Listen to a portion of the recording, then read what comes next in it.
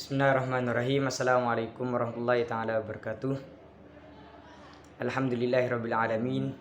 Wa bihi nasta'inu ala umuri dunya waddin. Wassalatu wassalamu ala asrafil anbiya wal mursalin sayyidina Muhammadin wa ala alihi washabihi ajmain, amma ba'du. Yang saya hormati dosen pengampu mata kuliah Ilmu Lughatul Arabiyyah Ustadzah Aisyah Juhri MPDI, dan juga yang saya banggakan teman-teman biasa satu sekalian.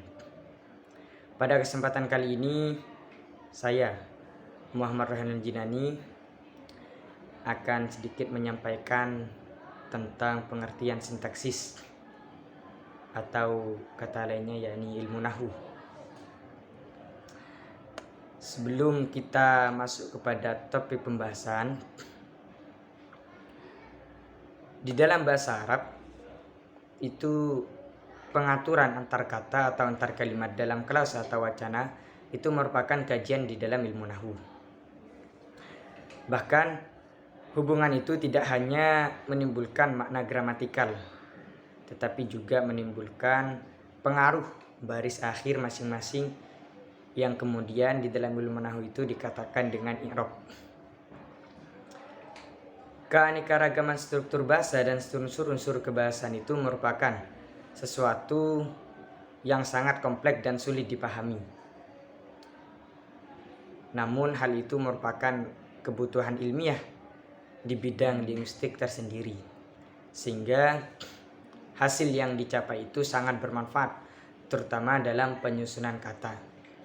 Oleh karena itu, ketika kita sudah belajar linguistik ini, terutama pada materi sintaksis, kita itu diharapkan lebih mudah lagi dalam menyusun kata, menyusun kalimat yang benar di dalam bahasa Arab.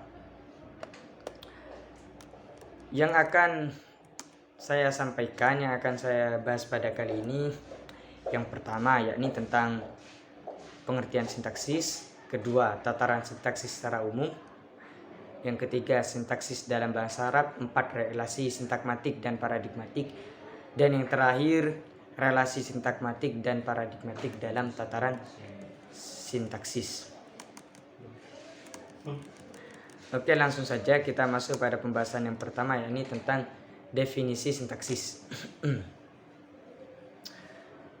Di dalam ilmu Lughatul Arabiyyah atau dalam linguistik, sintaksis itu adalah ilmu mengenai prinsip atau peraturan untuk membuat kalimat dalam bahasa alami.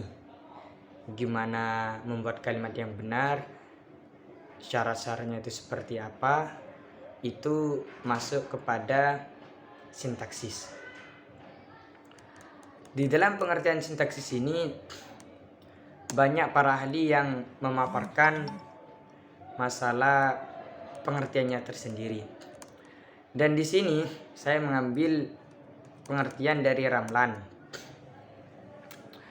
Karena di sini lebih, ya menurut saya itu lebih cocok. Lebih enak untuk dan lebih condong kepada sintaksisnya atau ilmu nahunya. Apa itu? Yakni sintaksis adalah bagian atau cabang dari ilmu bahasa yang membicarakan seluk-beluk wacana, kalimat, klausa, dan frase. Ramlan ini mengatakan kalimat adalah satuan aramatik yang dibatasi oleh adanya jeda panjang, yang mana jedanya itu disertai dengan akhir turun atau naik. Bisa kita pahami bersama, sintaksis itu ketika kita melihat pengertian dari Ramlan itu, maka kita akan berpikiran bahasanya sintaksis itu lebih condong kepada sebagaimana yang sudah disampaikan tadi tentang tata cara membuat kalimat yang benar, susunannya itu seperti apa, atau syarat-syaratnya itu seperti apa saja, itu sintaksis. Kemudian sintaksis itu juga merupakan salah satu unsur kebahasaan yang sangat kompleks. Setiap bahasa itu memiliki struktur kebahasaan masing-masing. Jadi setiap bahasa, setiap kalimat, setiap susunan kalimat itu pasti mempunyai unsur-unsur tersendiri, mempunyai cara-cara tersendiri. Dengan demikian, struktur masing-masing itu, struktur masing-masing bahasa akan berbeda-beda. Perbedaannya itu antara lain ada di pola struktur fonologi, tentang tulisan, morfologi, dan juga sintaksis. Entah itu seperti apa akan dibahas setelah ini. Dari apa yang sudah disampaikan di atas, sintaksis dapat disimpulkan bahwasanya sintaksis itu adalah kaidah ilmu bahasa yang mana kaidahnya tersebut digunakan untuk mengetahui hubungan antar kata dalam suatu kalimat dan cara menyusun kata-kata tersebut itu seperti apa. Kemudian untuk menjadi kalimat itu atau untuk menjadi ilmu yang membahasa seluk-beluk kalimat. Jadi kita bahas, ada kalimat kita bahas itu maksudnya gimana, ini kok bisa seperti ini, itu maksud atau pengertian dari sintaksis. Di dalam bahasa Arab, pengaturan antar kalimat dalam kalimat atau antar kalimat dalam klausa itu merupakan kajian ilmu nahwu, yang mana di dalam ilmu nahwu itu terdapat pengertian kalam, syarat-syarat kalam, di dalam kalam itu ada yang namanya kalam, kalim, dan juga kalimat. Itu masih berbeda-beda. Oleh karena itu kita akan bahas sedikit demi sedikit insyaallah pada video ini. Pengertian sintaksis Arab itu juga suatu ilmu yang membahas harokat akhir suatu kata beserta kedudukan kata tersebut dalam sebuah kalimat, atau bisa dikatakan nama lainnya yakni kita masuk pada pembahasan i'rab. Contohnya, maksud membahas dari harokat akhir itu contohnya ya kita bahas. Contohnya itu zahaba al-ummu ilas suki, artinya ibu telah pergi ke pasar. Nah, pada contoh tersebut, pada contoh zahaba al-ummu ilas suki, kita bahas satu lafaz dulu yakni kata al-ummu. Kata al-ummu itu kenapa kok bisa dibaca al-ummu? Kenapa susunannya bisa menjadi zahaba al-ummu ilas suki, kok gak zahaba ilas suki al-ummu? Atau yang sebaliknya, mengapa al-ummu itu dibaca dhammah kok gak yang lainnya? Maka disinilah peranan ilmu nahwu itu dibutuhkan atau kita pakai bersama. Jika kita ketahui bersama, ilmu nahwu itu sangat jelas, sangat dibutuhkan di dalam pembahasan beberapa contoh-contoh kalimat bahasa Arab. Maka dari itu kita bisa mengatakan mana yang benar sesuai kaidahnya, sesuai kaidah nahwu tersendiri. Di dalam contoh dzabalu mulas suki itu di dalam bahasa kita mengenal yang namanya subjek, objek sama predikat objek. Dalam bahasa Arab juga ada seperti itu. Ada yang seperti itu, yakni seperti kedudukan yang sudah disampaikan barusan. Cuman nantinya di dalam bahasa Arab itu akan lebih banyak lagi jenisnya, bukan cuma hanya itu saja. Yang predikat itu apa saja, subjeknya itu apa saja, itu banyak.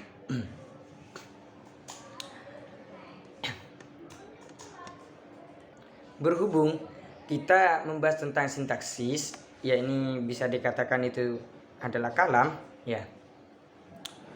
Maka kita bahas sedikit tentang zabalu mulas suki itu. Dzaba al-ummu ila suqi itu bisa dikatakan di dalam ilmu nahwu itu adalah kalam. Yang mana pengertian kalam itu adalah lafdun murakkabun lafdun murakkabun bil wad'i. Iya, lafdul mufidul murakkabun bil wad'i. Lafaz yang berfaedah dan juga tersusun dari dua kalimat atau lebih dan juga berbahasa Arab. Di dalam ilmu nahwu tidak dikatakan kalam atau kalimat jika tidak berbahasa Arab, karena bahasa dalam ilmu nahwu dinamakan kalam itu ketika berbahasa Arab. Kalau seumpama berbahasa Arab tetapi hanya tidak tersusun dari dua kalimat atau lebih, cuma hanya satu saja, contohnya dhahaba saja, maka itu tidak dinamakan dengan kalam, tetapi itu kalau di dalam ilmu nahwu itu namanya kalim, satu, bentuk satu. Bentuk satunya itu adalah kalimat. Sedangkan untuk jumlah dari keseluruhan 3 ada yang isim fil huruf, itu adalah kalam.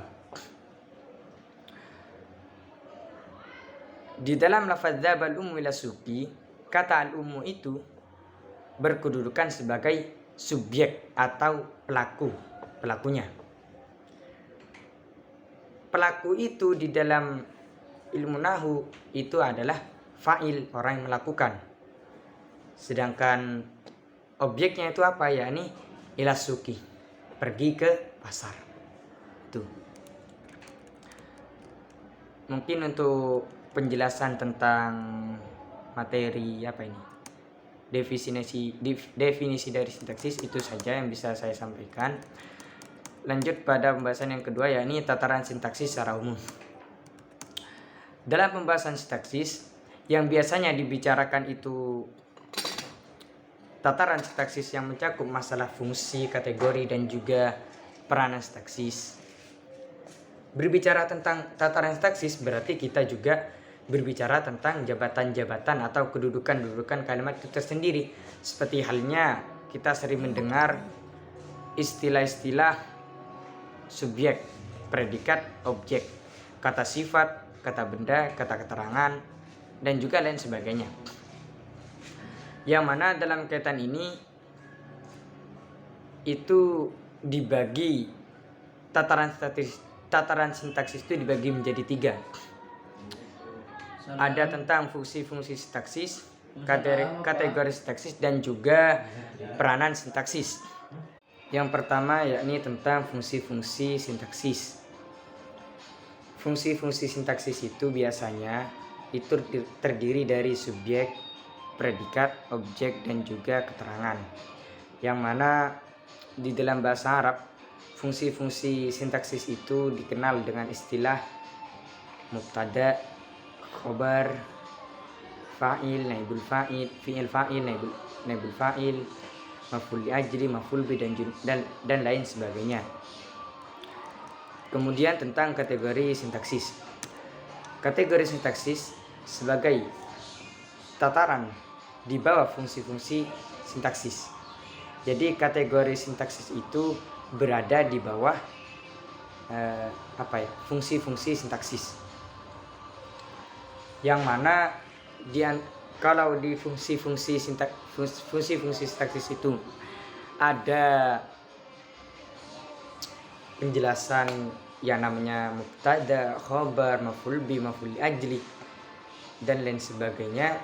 Ketika kita masuk pada kategori sintaksis, kita akan mengenal istilah kalimat isim, fi'il, dan juga kalimat huruf, kata depan, kata sifat, dan lain sebagainya. Menurut para ahli tata bahasa tradisional berpendapat bahwasanya fungsi subjek harus diisi oleh kategori nomina atau kata benda. Subjek itu harus berupa kata benda. Sedangkan untuk predikat itu harus terdiri dari verba atau kata kerja. Subjeknya itu kata benda, objeknya predikatnya itu berupa verba atau kata kerja. Sedangkan untuk fungsi objek atau yang dituju itu harus diisi oleh kategori nomina atau nama lainnya, yakni kata benda.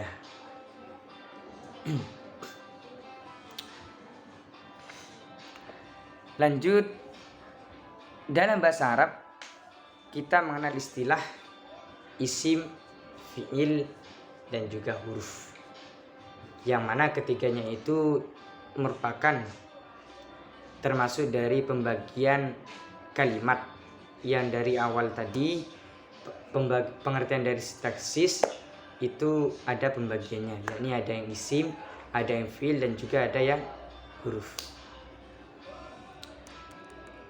Topik masih tentang tataran sintaksis secara umum, masuk pada peranan sintaksis. Peran sintaksis itu dinilai sebagai tataran terendah dalam sintaksis, yang mana hal ini itu mencakup istilah-istilah subjek dan objek atau pelaku dan penderita, penerima, pasif, dan aktif, dan lain-lainnya. Sedangkan di dalam bahasa Arab atau dalam ilmu nahwu itu disebut dalam bahasa Arab sejauh ini pengamatan kami itu masih belum ditemukan, yang masih dari peranan sintaksis itu sendiri itu masih belum kami temukan.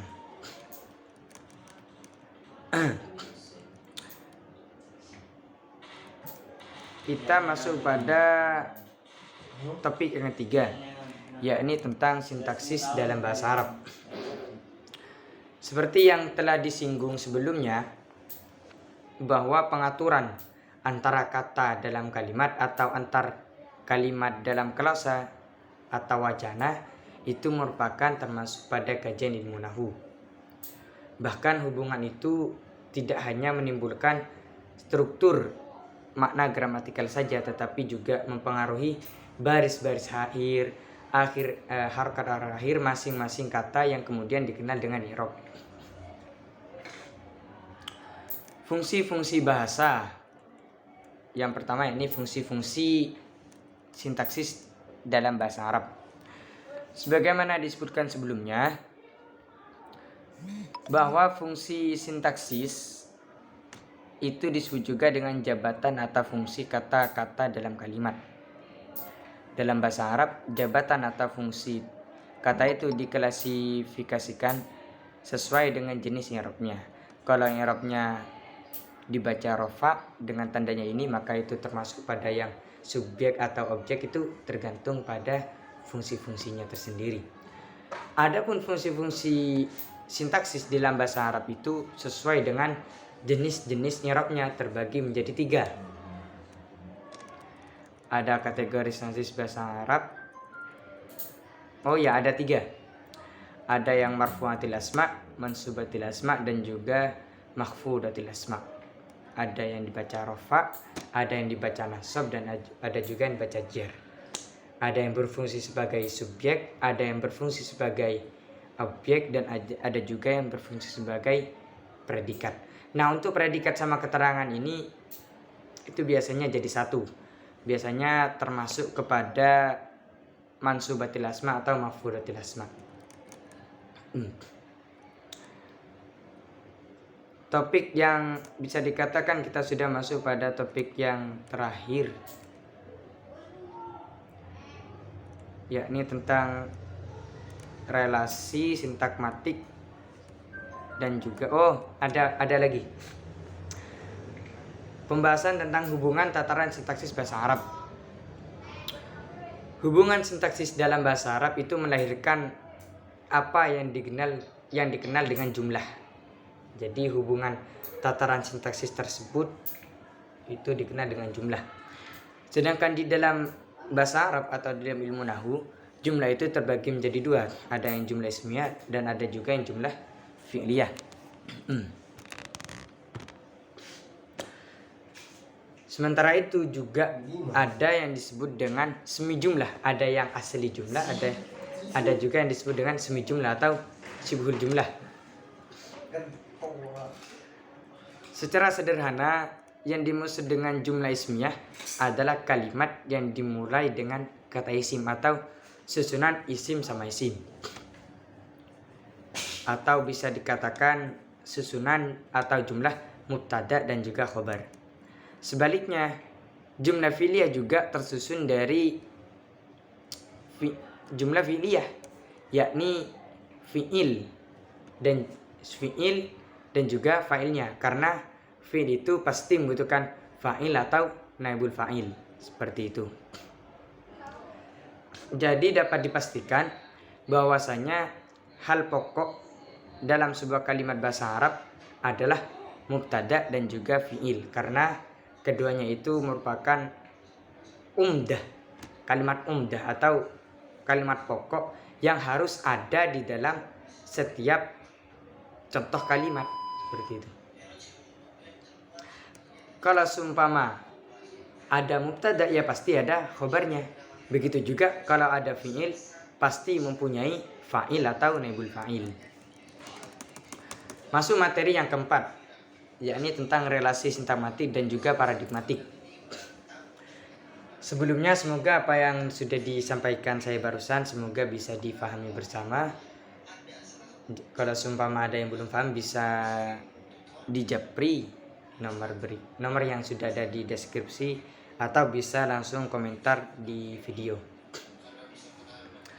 Relasi atau hubungan sintakmatik dan paradigmatik, di mana dua dimensi dikotomis ini dalam kajian bahasa dapat direalisasikan dengan analisis hubungan antar kaidah atau antar bahasa dalam unit-unit tata bahasa. Sehingga pembahasan dan analisis dalam kajian ini terdiri atas dua aspek utama, yakni aspek intralinguistik, ada juga aspek ekstralinguistik. Untuk aspek intralinguistik itu ada tiga, ada fonologi, morfologi, dan juga sintaksis. Sedangkan yang aspek ekstra itu ada yang namanya semantik, yakni relasi makna dari sintakmatik dan juga paradigmatik. Pembahasan terakhir yakni tentang relasi sintakmatik dan paradigmatik pada tataran sintaksis. Hubungan paradigmatik pada tataran ini dapat dianalisis antara kata-kata yang menduduki fungsi sebagai subjek, predikat, dan juga objek. Contohnya abadahamun busalan atau khabatamal'an zarlan. Dari kedua contoh tersebut bisa kita gambarkan bahwasanya hubungan sintakmatik itu bersifat horizontal, sedangkan hubungan paradigmatik sifatnya itu sifat vertikal. Contoh pada abadahamun busalan itu merupakan contoh dari hubungan sintakmatik, atau kalau itu ke pinggir itu termasuk kepada hubungan sintakmatik, sedangkan itu kalau vertikal atau berdiri itu termasuk kepada hubungan paradigmatik. Oke, kesimpulannya mungkin hanya itu yang bisa saya sampaikan tentang pembahasan pada video ini. Langsung saya kasih kesimpulan.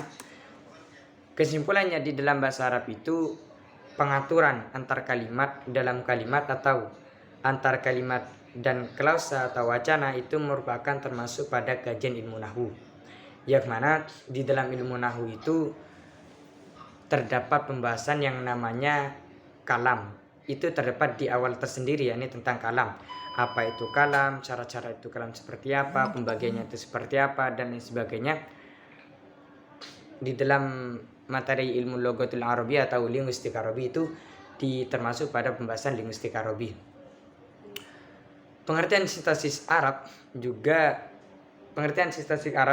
adalah suatu ilmu yang membahas tentang harakat akhir suatu kata beserta kedudukan kata tersebut dalam sebuah kalimat. Jadi di dalam pengertian kalimat itu tersendiri itu nanti dijelaskan akan sampai pada pembahasan apa yang namanya i'rab itu seperti apa, kedudukannya itu seperti apa, nanti akan ada tersendiri. Kemudian di dalam bahasa Arab itu juga ada yang seperti ada yang namanya kedudukan kata jika dalam bahasa gimana ya. Jadi relasi atau hubungan sintakmatik dan paradigmatik di mana dua dimensi itu dikotomis dalam kajian bahasa dapat direalisasikan dengan analisis hubungan antar kaidah dan aturan bahasa, yang mana dalam aturan bahasa itu terdapat dalam unit tata bahasa. Inti dari apa yang sudah saya sampaikan ini, itu kita lebih condong kepada nahwu, ilmu nahwu. Karena sintaksis ini kita membahas dasar dari ilmu nahwu, yakni tentang kalimat, apa itu kalimat, syarat-syarat kalimat, dan juga pembagian-pembagian kalimat. Jika kita masih belum mengetahui apa itu kalimat, apa itu syarat-syaratnya seperti apa, maka kita tidak akan bisa mengetahui apa itu khobar, apa itu i'rab. Karena awal dari pembahasan ilmu nahwu itu adalah apa yang dinamakan dengan kalimat dan juga syarat-syaratnya, pembagiannya itu apa, ada dalam ilmu nahwu dasar seperti itu. Oke, mungkin itu saja yang bisa saya sampaikan. Saya ucapkan terima kasih kepada teman-teman yang sudah meluangkan waktunya untuk menonton video ini, dan juga saya ucapkan mohon maaf yang sebesar-besarnya karena terdapat salah ucap atau keteledoran saya dalam menyampaikan video pada kali ini. Selanjutnya saya mohon kepada dosen pengampu saya, Ustaz Sajuri, untuk banyak-banyak mengoreksi apa yang sudah saya sampaikan ini. Selebihnya saya mohon maaf. Sekian dari saya Iris. Wassalamualaikum warahmatullahi taala wabarakatuh.